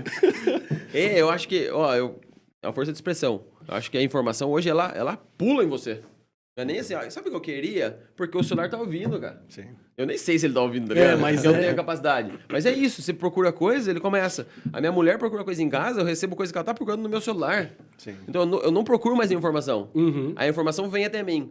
Então o que acontece? Eu me prendo nela, e aí a hora que eu clico nela, o algoritmo faz assim, olha, ele se interessou por isso, e eu nem consigo procurar o que eu queria, porque eu fico preso. Sim. Por que eu fico preso? Aí é a questão. Quem é que fica preso se não sou eu? O teu cérebro tem comportamentos respondentes. O que é comportamentos respondentes? Comportamentos autônomos. Que é o lance do susto, é o lance do cachorro escapa, o lance da professora vir falar mal de você ou da sua filha. Então você tem comportamentos respondentes. E, de novo, eles não são isolados, cara. É isso que eu quero que vocês entendam, que eles não são isolados. A ideia é, e a sugestão, eu acho muito legal, que eu sigo um cara, que eu adoro muito, ele fala, foi um cara que descobriu, chama William James. Ele descobriu que esses comportamentos autônomos, às vezes eles são de baixo para cima. Então eu sinto e depois eu percebo. Uhum. E ele falou assim, cara, o meu sonho é quando eu brigasse com a minha mulher e ela falasse William James. Isso aconteceu em casa. A gente tava lá, ela me trouxe um problema. E aí que é engraçado, eu acho intrigante. Esse comportamento autônomo começa a se manifestar, eu regalo o olho, eu fico super enfurecido, a minha capacidade de lidar com a situação de forma complexa, ou seja, racional, diminui. Eu fico mais impulsivo, porque me remete a um monte de experiências anteriores, a minha predisposição, talvez, a essa sensibilidade do estresse.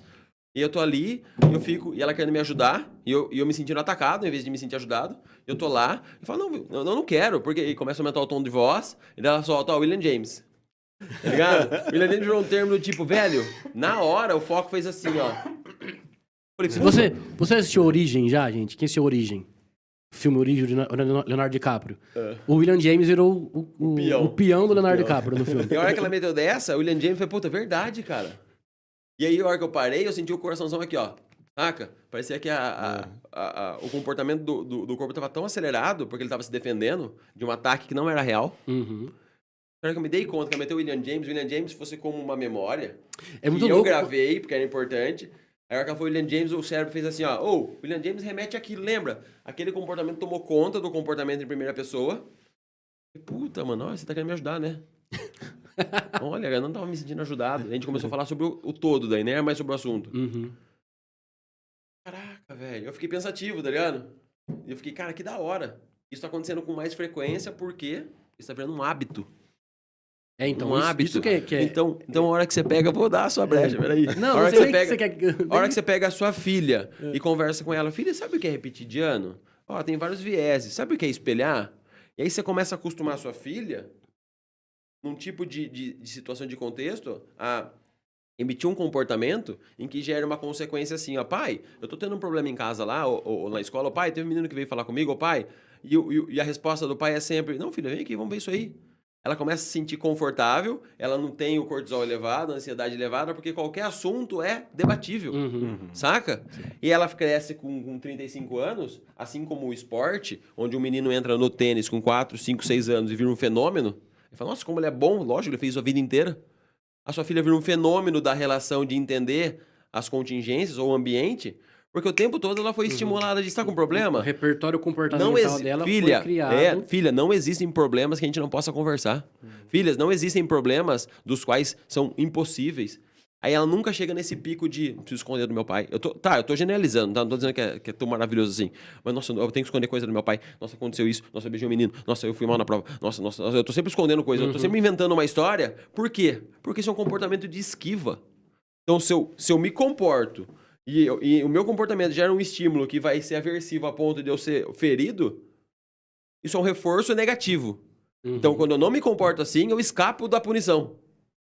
Então eu sempre esquivo. E aí às vezes gera mentira, às vezes gera um comportamento que não é verdadeiro, um comportamento fictício. Então eu me comporto, não, claro que eu gosto de você. Pô, você é uma pessoa super querida. Sabe naqueles eventos que você vai? Reunião de professor?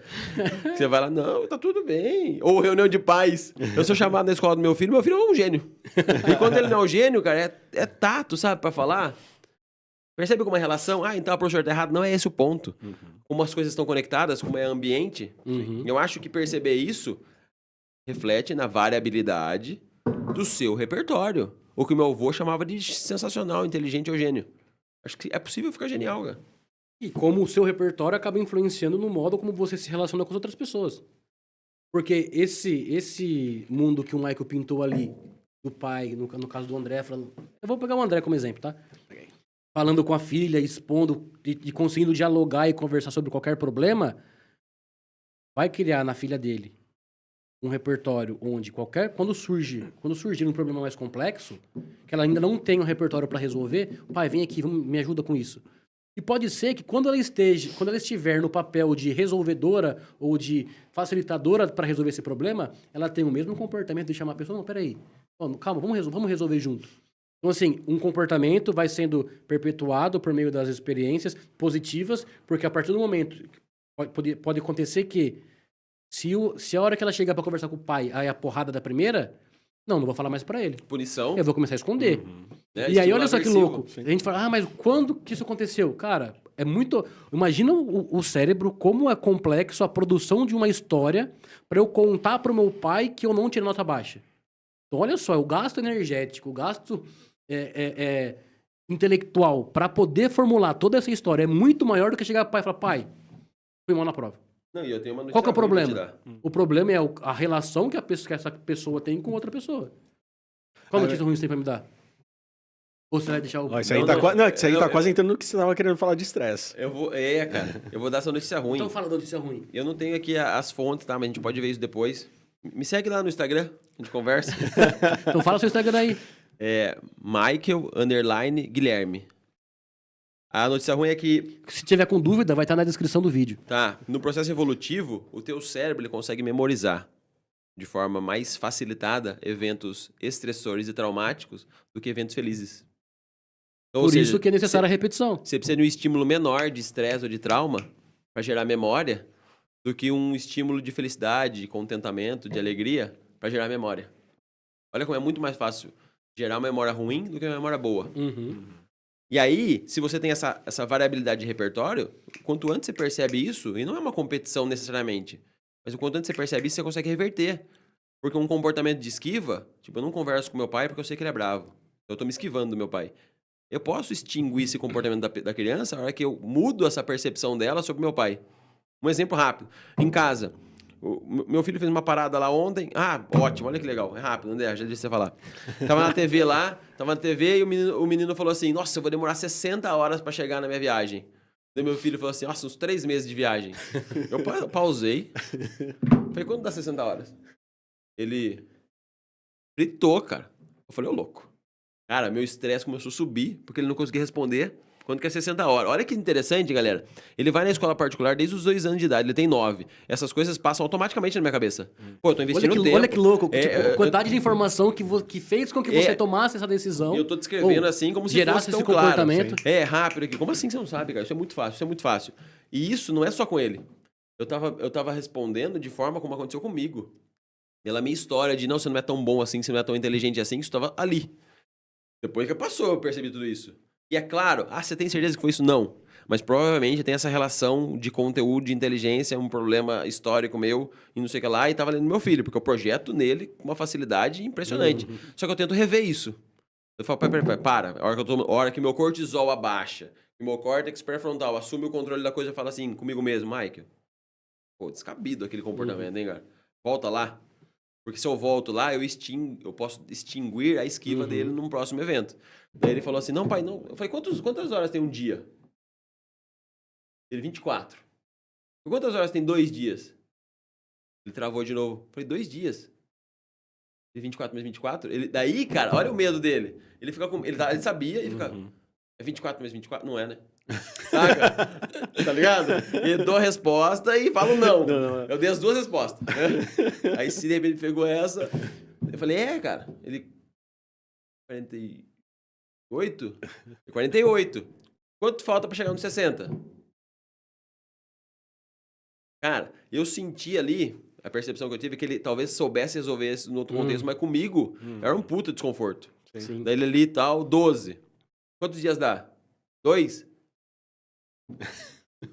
Falei, um dia tem quanto? 24. 2 dias, 48. Vai chegar no 60, 12. 12 horas dá quantos dias? Foi quanto tem um dia? 24. Metade de 24, quanto é? 12. Então 12 horas é o quê? Meio-dia? Meio-dia. Quanto dá? Ele 3? Eu falei, esse dedo tá inteiro? Esse dedo tá inteiro? Esse dedo tá inteiro? Não! Olha o estímulo que eu gerei nele. Saca? Daí ele 2,5. Chegamos nisso. Eu falei, desliga essa televisão agora. Desligou a TV. Eu falei, você vai tomar banho, você vai estudar que você tem prova hoje. Aconteceu tudo isso, cara. Ele tinha prova mesmo. Esse evento, cara, e eu tô contando isso e eu tô sentindo que meu coração tá acelerado. Imagina na hora. Daí passou tudo isso, tal. Ele acabou de tomar banho. Antes de começar a prova, eu falei, cara, senta aí. Ele senta aí. A gente teve um evento agora de pouco lá sobre a TV. Me conta, o que é que você sentiu? E isso não é hoje, a gente faz isso há séculos. Me conta. Qual palavra que o papai usou que foi desconfortável? Daí ele foi me contando. Tal. Você sabe o que o papai tentou fazer em você, né? Eu achei que era um absurdo você não saber uma coisa que eu achei que você deveria saber. Ele, eu entendo, pai. Saca?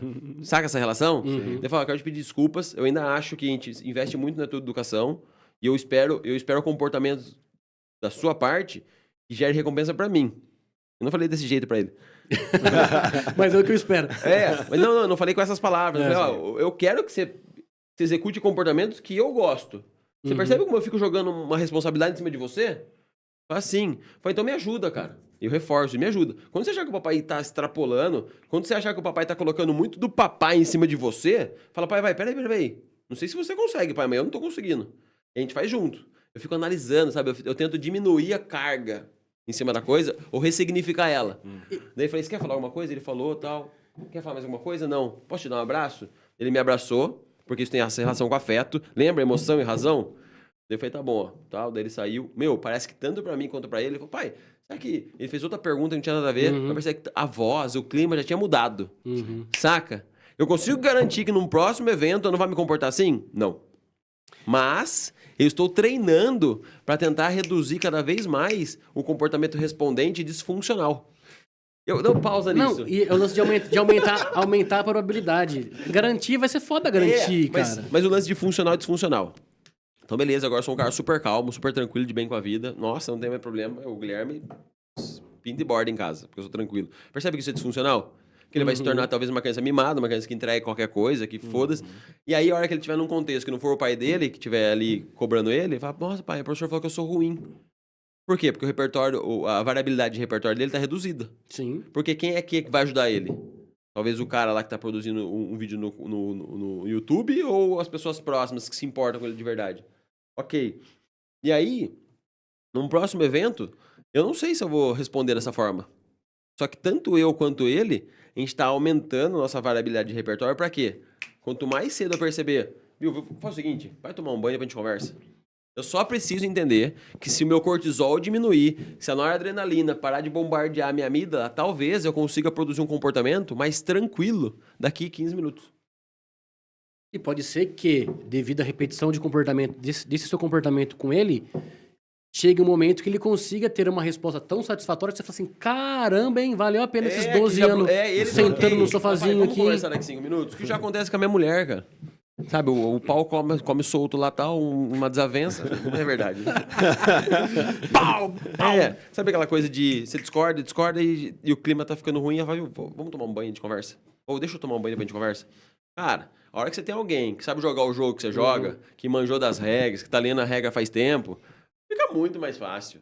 Você falou isso outro dia no podcast, não somos seres individuais, somos seres sociais. Eu gostei. Não é uma opção. Não é uma opção. Sim. Não é uma opção. Eu discordo, beleza. Minha avó viu Maria no quintal de casa, a Maria, mãe de Jesus, no quintal da casa dela ontem. Eu vou falar que é mentira? Foi uma experiência pessoal. Sim. Agora, se você for buscar conhecimento específico sobre isso, somos uma espécie social. Aí se você tiver pessoas, é o que eu chamo de rede de apoio, do seu lado, que falam, lembra do papo? E complete o teu raciocínio, tua convivência, e aí que você separa entre funcional e disfuncional. Porque se o cachorro do vizinho escapou, ele tem cara de assassino, só que eu sou um cara super de bem com a vida, eu vou ser comido pelo cachorro. Porque essa hora é a hora de correr, ou de lutar. Então, a ideia é repertório. A expansão de repertório é caracterize seus comportamentos como funcionais e disfuncionais. Como? Aplique e confere. Aplique e confere. Aplique e confere. Estuda, confere. Saca, galera? Puta vida. É isso aí, senhoras e senhores. Meu Deus. Você falou, né, que ia dar umas 6 horas. Eu falei que ia dar mais. E a gente nem falou dos artigos ainda que você Não, pode falar aí do... Não, nem sei o que eu ia falar mais. Você ia falar dos artigos do taxista e do... Não, mas nem sei porque eu ia falar do taxista. Porque como muda, cara. Então, o cérebro. Então, olha só. Você fala disso, então, ó. A mudança morfológica e fisiológica do teu cérebro. Frente aos estímulos do ambiente. Então, olha só. O que aconteceu com os taxistas de Londres, eu não sei se ainda é assim, o artigo de 2011. De repente, em um nível não tão acentuado, pode acontecer com o Guilherme, filho do Michael, na hora dessa relação. Se é um comportamento que é realizado várias vezes, ele pode ter alguma mudança morfológica no sentido tipo... tem, cara. Do modo como as conexões são feitas. Neuroplasticidade. E essa neuroplasticidade pode fazer uma região do cérebro aumentar ou diminuir de acordo com o comportamento, de acordo com a funcionalidade desse comportamento. E aí esse estudo de 2011, e de novo, os artigos que a gente vai falar aqui, a gente vai colocar no link do vídeo, tá? Então esse artigo de 2011, foi feito com uns 78 ou 75 taxistas em Londres. E como funciona para os caras passarem lá? Eles não podem usar GPS. Na época não podiam usar, não sei como é que é hoje, tá? Na época eles não podiam usar GPS. Então eles tinham que decorar o mapa de Londres. Eles tinham que decorar o mapa de Londres e a prova era assim, ó, você precisa de ponto A a ponto B. E Qual o quantas caminho que ruas você tem que tinham? fazer? Ah, tem rua pra caramba. É mais de 1000, né, velho? Tinha Ah, muito- cara, deixa eu ver se eu consigo pegar o artigo aqui já. Tem muita rua. É bizarro. Tem muita não é rua. que tinha 60 É, ruas. não é tipo... Meu, e eles tinham que fazer vários... eles têm que fazer vários percursos, né? Para poder passar na prova. O estudo, ele pegou essa galera e foi refazer o estudo 4 anos depois. E 4 anos depois, que é o período de preparação dessa galera, desses taxistas, para poder passar na prova. Então, 4 anos depois, o que eles identificaram? Que naqueles que... E aí que eles dividiram, o estudo ele tem o grupo que passou, tem o grupo que não passou. Então, tipo, ó, pegou a galera no tempo 1. No tempo 1, eles pegaram 75 pessoas, mais o grupo controle. O grupo controle é que... Vamos ver que foram 30 pessoas. Essa galera não vai estudar pra nada, só vamos ver a alteração que tem no grupo controle, que não fez nada, e na galera que passou na prova. Ou que fez o teste e não passou. Desses que passaram, dos 78, o que eles conseguiram observar naqueles que conseguiram passar no teste? Que eles tinham um aumento da área do hipocampo, que era responsável por guardar esse percurso. No artigo tem área específica do hipocampo, acho que a área posterior do hipocampo, que era... Não vou falar a área agora, porque eu não vou posso dizer que eu... O Igor consegue soltar lá? O hipocampo? É. Não. O quê? O artigo? É. Pera Ele aí, Igor. Depois que ele mandou aquela imagem na TV, nunca mais será o mesmo, velho. Nossa, manda lá, galera. Isso é muito bom, ó. Já solta direto ali, ó.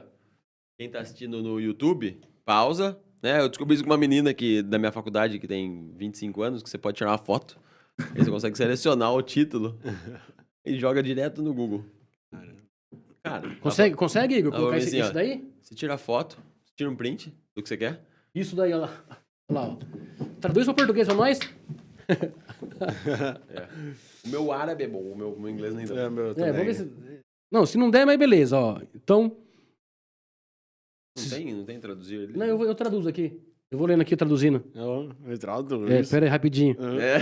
Gente, traduz aqui, ó. tradução disponível. Então, ó, o título do artigo é Adquirir o conhecimento do layout. Já colocou? Mano. Beleza, gente, ó. E quantos anos tem? 32, 23. 23. É isso, ó. que tá espelhado agora pra mim aqui, ó.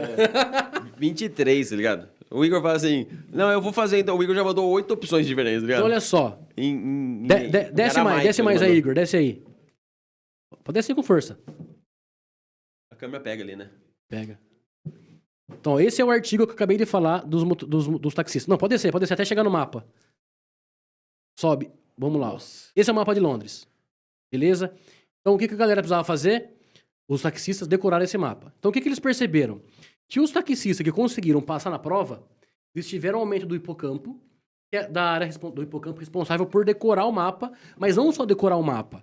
Porque eles precisavam... Lembra que a gente falou numa aula anterior que o hipocampo ela é responsável por memória recente? Então, o que acontece? Além de saber aonde estão as ruas, eles precisavam, por exemplo, saber de ponto A ao ponto B qual que é o caminho mais rápido. Então, eles tinham que ter uma memória de longo prazo fortalecida com todas as ruas e uma memória de curto prazo bem ativa para saber para onde eu vou para fazer o caminho... Essa parte você pula. Pra onde eu vou para fazer o caminho mais rápido. Se ligou? O quão complexo é isso daí? Então, olha só. Então, o que eles perceberam? Que as pessoas que conseguiram passar tinham um aumento de uma área específica do hipocampo. Só que, em contrapartida, as pessoas que não conseguiram passar, mas também estudaram para o teste, eles tinham...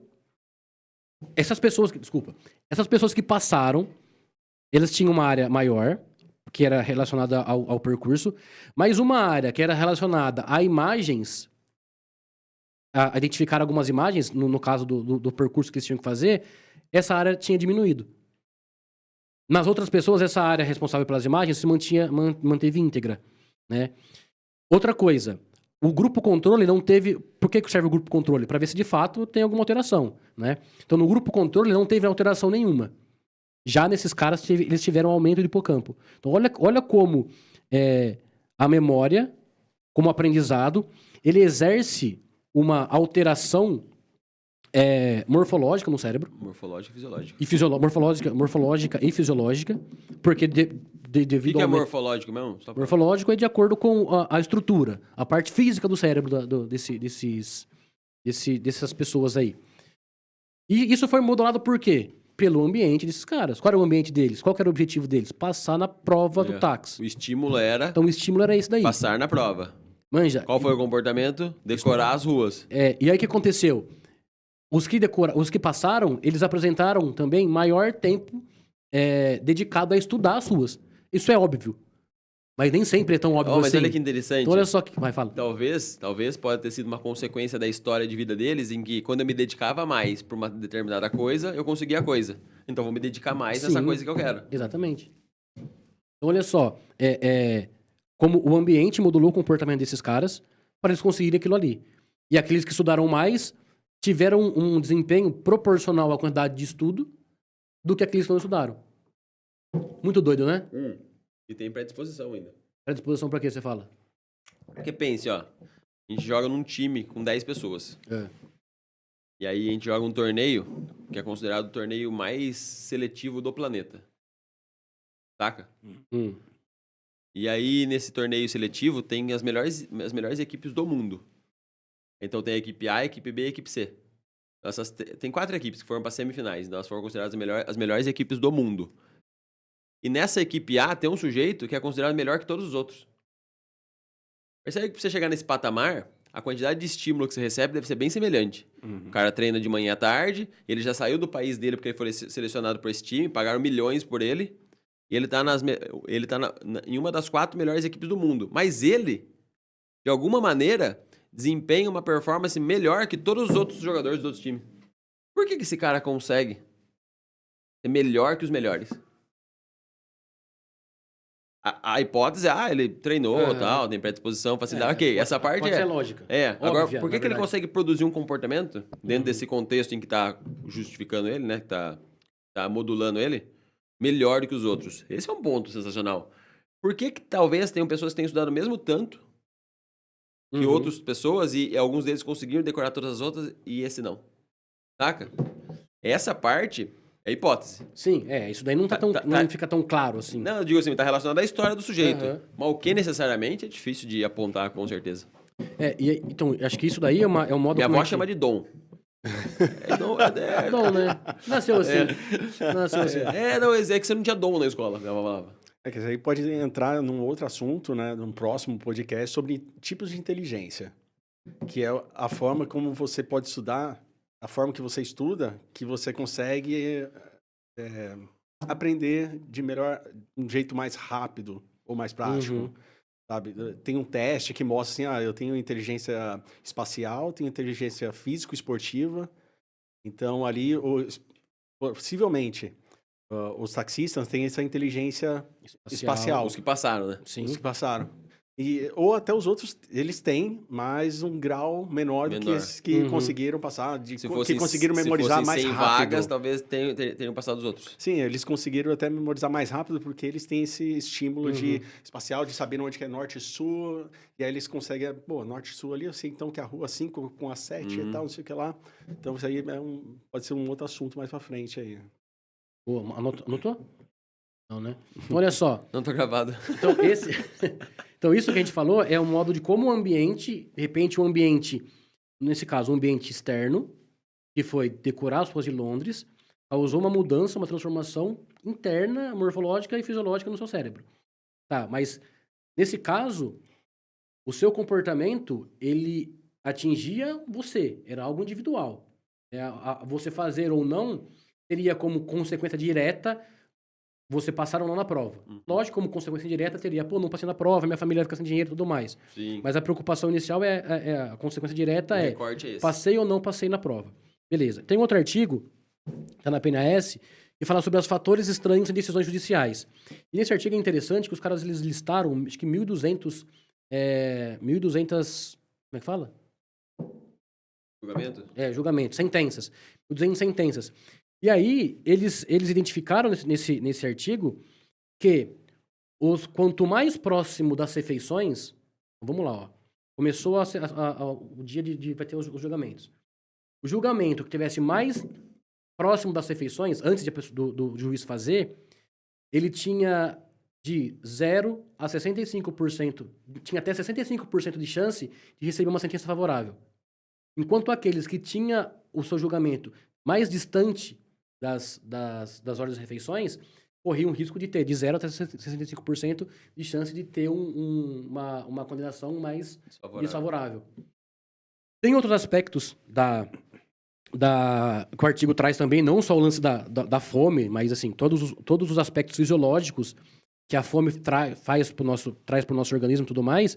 Mas olha só, os caras trazendo como outros fatores externos, fatores ambientais, influenciavam na decisão de um juiz, que influenciava na vida de um outro ser humano que estava ali sendo julgado. O tempo todo, sempre. Né? Isso que a galera tem que entender. E aí, de repente, eu discuto com mais tranquilidade. Quer que põe aquele lá? Quer que eu peça para ele pôr aquele lado? Pode. Então eu discuto mais tranquilamente às 10 da manhã e discuto com mais fervor às 5 da tarde. Talvez tenha alguma característica desses horários que aumente a minha probabilidade de oferecer um comportamento diferente. Não sei se é fome, se é frio, se é o final do dia. Levar em consideração isso é intrigante. Até a questão das múltiplas inteligências. Por quê? Tem sujeitos que têm mais facilidade em compreender as coisas de uma forma e tem sujeitos que têm mais facilidade de compreender alguma coisa de outra forma.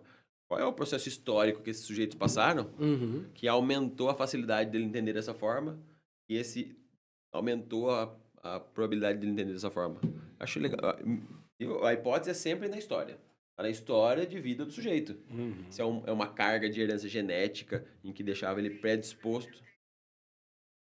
Olha lá, tá vendo? Ó? Olha só que louco. Já a Siri quer responder o Michael. Exato. Tá na história de estímulos e respostas e consequências do sujeito que foram levando ele a isso. Só que aí é o lance da quarta série, lá do que o André falou. Então você teve uma bordoada de estímulos. Algumas delas ficaram, outras não. E até as que ficaram, como a gente vai ter certeza hoje que ela é 100% igual do que quando foi? A gente vai preenchendo memória e vai dando uma cara pra coisa. Mas aquilo me marcou mais do que uma outra memória. Como o Michael disse no segundo episódio do nosso podcast, a gente vai preenchendo essas lacunas que a memória deixa. Então acontece um evento, algo me marca, eu guardo isso na memória, só que essa memória, esse evento tem algumas lacunas, tem algumas janelas. Peraí, será que foi isso mesmo? Bom, já que eu não sei que foi isso mesmo, eu vou preencher. E aí a gente acaba preenchendo isso de forma inconsciente. E até a forma que você conta, de repente você usa palavras parecidas do que você usou, porque você quer dar uma narrativa. Não, a ideia é essa, ó. Se foi exatamente assim que aconteceu, eu não tenho certeza. Então, olha só. Então, primeiro que a gente falou do taxista é como o ambiente influencia a minha decisão, influencia a minha relação, o meu comportamento individual. E a influência morfológica e fisiológica. E como esse ambiente ele exerceu uma transformação, uma mudança morfológica e fisiológica no cérebro dos taxistas. O segundo, a gente falou dos juízes, que por conta de um aspecto específico, um aspecto que estava relacionado ao ambiente que eles estavam, de horas trabalhadas, de fome e tudo mais. A privação de alimento. Também. Que é um comportamento respondente inato. Ter fome. Sim, todos nós temos. Influenciou na decisão dele. Pode ser um dos fatores. Não, de novo, no artigo ele não coloca... Eles trazem essa questão da fome, mas não coloca a fome como único fator isolado para sentenças. Tem outras questões também. Né? Existe uma correlação para isso. E nesse daqui... Então, nesse daí dos juízes é como o ambiente de uma pessoa influencia ela a gerar um comportamento, a produzir um comportamento para outra pessoa. Nesse outro artigo... uma rede cerebral que suporta influências sociais na tomada de decisões humanas. Quer falar mais sobre ele, Maicon? Que você que leu ele com mais profundidade do que eu? Sim. Então fala sobre ele aí, para a gente poder encerrar, que daqui a pouco é hora do almoço. Tá. Então esse artigo ele trata da questão de nós fazemos escolhas constantemente. E algumas das nossas escolhas, elas estão relacionadas à dopamina, ao quanto você se sente motivado por escolher aquilo. E algumas escolhas têm influência social. Tem uma relação bem interessante com o córtex cingulado anterior. O córtex cingulado anterior tem relação com a empatia, com a relação das minhas dores próprias e as dores do outro, e esse outro, quando eu considero ele um dos meus. Uhum. É diferente de uma aversão, que tem uma relação mais com a ínsula. Quando eu tenho aversão por alguém ou por algo, quando eu chamo essa pessoa de eles, essa coisa do eu, dos nossos, dos meus e dos deles, eles. Então, esse artigo mostra a influência da tomada de decisão sobre a perspectiva social. O sujeito, quando tomava decisões diferentes do grupo, ele se sentia numa espécie de dissonância, de conflito. Peraí, eu não vou ser aprovado pelo meu grupo. Uhum. Eu não vou ter aprovação dos outros. Então, isso é interessante levar em conta quantas decisões tomamos diariamente e somos influenciados. Nós somos influenciados o tempo todo, mas quantas dessas decisões são influenciadas pelas pessoas? Ou por aquela mensagem no grupo do WhatsApp, tanto de partido político quanto de viés de dieta ou de qualquer outro tipo de comportamento. Sobre as redes que você segue, as pessoas das quais você credencia como fontes confiáveis, aquela blogueira ou aquele blogueiro, ou o podcast que você assiste. Então, estamos o tempo todo sendo modulados por informações. O tempo todo. E aí a questão é o quanto de criticidade cada um de nós temos sobre a informação que nos influencia. Eu acho isso muito legal. Então, eu acho muito legal esse artigo na relação de eu sou modulado pelo grupo que eu pertenço. Então, de repente, você bebe, enche a cara porque os teus amigos bebem e enche a cara. Você usa droga porque os teus amigos bebem e usam droga.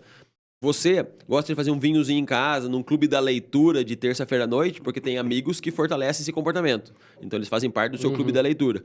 A relação é quais desses seus comportamentos são funcionais e disfuncionais. Verifica quais deles estão gerando consequências. Por exemplo, ganho de peso, uma coisa que eu não queria, ou uma perda de saúde, ou uma perda de noite de sono, que está influenciando no meu trabalho, no meu comportamento com a minha esposa, com o meu filho, ou não. Eu estou dormindo bem cedo porque eu tenho um grupo de amigos que dorme cedo. Porque a gente corre de manhã, a gente vai andar de bike de manhã. Então, esse ponto é o que chama atenção nessa relação de influência social. E é muito louco pensar que assim, eu quero mudar meu hábito. Eu não quero beber mais. Quero ficar, pelo menos, eu quero beber só os finais de semana. Só que se você sai de segunda a sexta pro bar com seus amigos que bebem, você vai conseguir ficar sem beber? Vai conseguir. Vai ser fácil? Puta que pariu que não. Vai ser muito mais difícil você conseguir realizar um comportamento se o seu ambiente está totalmente contra aquele comportamento do que se você, peraí, se eu quero beber só de final de semana, eu não vou no bar de segunda a sexta. Porque eu sei que se eu for de segunda a sexta, a chance de eu beber 2, 3 copinhos de cerveja é muito maior. Então, cara, não confia no seu cérebro. Tipo, pra que sofrer, cara? Porque você tá criando um ambiente propício para você não cumprir com aquilo que você quer fazer. Não cumprir com aquele seu comportamento. Manja? Então, assim, tem aquela história, você é a média das 5 pessoas que você mais vive. Beleza. Hoje você tem a possibilidade de conviver com pessoas próximas, que estão próximas fisicamente e próximas virtualmente.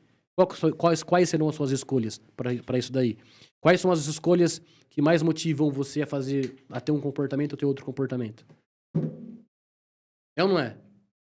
Exatamente, a gente tem que encerrar. Por mim, eu iria aqui. Então, é que eu tô ficando com fome também. Aí eu pensando naquele... Então, mas eu tenho até um argumento científico para poder almoçar agora. Eu tenho até um argumento científico para continuar aqui permanecendo. Então, aí a gente vai ter que brigar Eu nos tenho filosófico. Não, a gente vai terminar. Fisiológico aqui. Só que percebe como é fluido? Como a subjetividade do tempo, quando você tá engajado no que você faz? E olha só, o tempo... E aí isso pode acontecer no bar. Sim. Você tá, eu vou tomar só uma com meus amigos. Daí seu amigo é super divertido. Aí você bebe uma, aí senta uma outra pessoa que você gosta. O assunto vai, fluido. Aí chega 2 horas da manhã, bêbado, pela 5ª vez já, ou seja, tá virando um hábito. Sim. Então o seu cérebro, quando se sente estressado, ele recruta hábito. Algumas pessoas correm no parque, 10, 12, 15 quilômetros, para diminuir o estresse. Outras vão no bar beber. Então, o seu cérebro, sob estresse, recruta hábito. A questão é que hábito que você tem. Aí você vai lá, voltou de novo de madrugada, brigou com a sua mulher, seu filho ficou chateado porque ele viu a discussão, porque você estava lá bebendo. Mas e qual que é a vantagem que a nossa espécie tem? Eu sempre coloco o cara como bebê. Porque a mulher chegando em casa de madrugada, brigando com o marido, né? Porque é uma construção É só cultural. um exemplo, tá, pessoal? E o meu cérebro recrutou. Então, olha só. Um tipo de... E além disso, e qual que é a vantagem? Então quer dizer que... Cara, a vantagem que a gente tem sobre as outras espécies é que, graças ao nosso córtex pré-frontal, a gente consegue ter uma flexibilidade de comportamento e modular o nosso comportamento de acordo com o nosso interesse. Então, se eu sei que se eu for em tal lugar, eu vou ter um comportamento disfuncional para as minhas ambições, não vou fazer isso. Não vou estar naquele ambiente. Se eu sei que eu preciso estudar para a prova, tá, eu tenho que tomar cuidado do meu ambiente físico. Poxa, tô num lugar legal, num lugar adequado, tô numa cadeira bacana. Isso é uma coisa.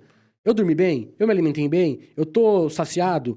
Né? Então, assim, são vários aspectos que a gente tem que considerar e, por sorte, ou não, ou pela evolução, a nossa espécie é capaz de modular esse tipo de ambiente, de flexibilizar o que tem e o que não tem nesse ambiente, nesses ambientes.